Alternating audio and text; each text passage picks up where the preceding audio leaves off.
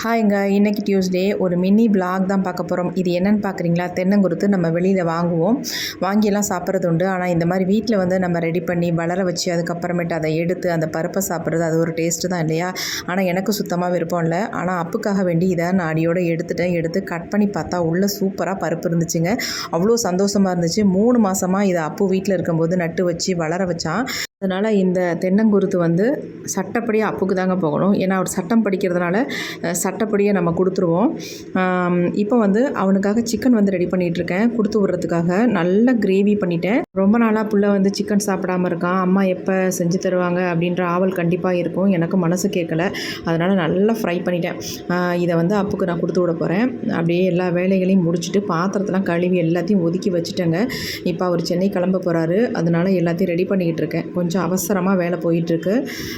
Next ஒரு புதிய விலாகில் பார்க்கலாம். Thank you friends.